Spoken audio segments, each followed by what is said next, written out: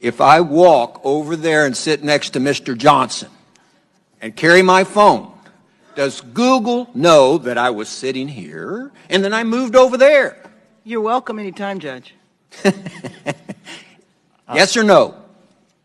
I genuinely don't know without knowing I'm what shocked services. you don't know. Do you or do you not collect identifiers like name, age, and address? Yes or no? If you're creating an account, yes, and using an account, yes. Yes. Specific search histories when a person types something into a search bar. If you have search history turned on, yes. Device identifiers like IP address or IMEI. Depending on the situation, we could be collecting it, yes. GPS signals, Wi-Fi signals, Bluetooth beacons. Would depend on the specifics. But there may be situations, yes. GPS, yes.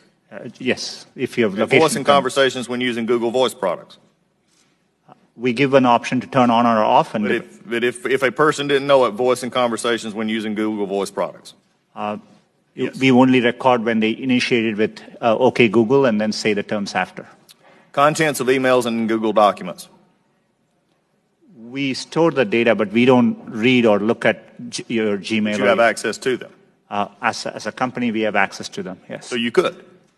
Saying you don't or don't. I'm not asking do you or don't. I'm saying you could, though there is a possibility. We have clear established policies on how we would do that data. And their privacy policies, speaking of that, has changed 28 times, including 8 times since January 2016.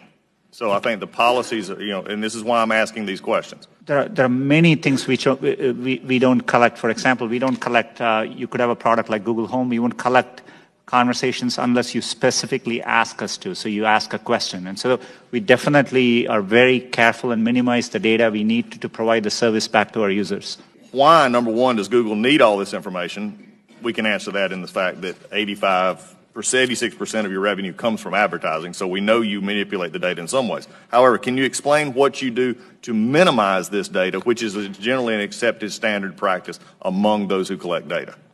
Our goal is, but we are providing, for example, if we are providing you a service like Gmail, which we have done for 15 years, that data, we need to store it for our users, so they expect us to.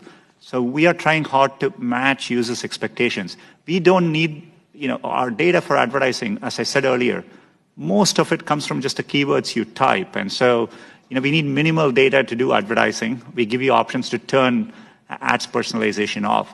We store most of the data we do today to help give users the experience they want, and that's what we're trying to do. Do you believe that Google has been brought out here in some question is biased?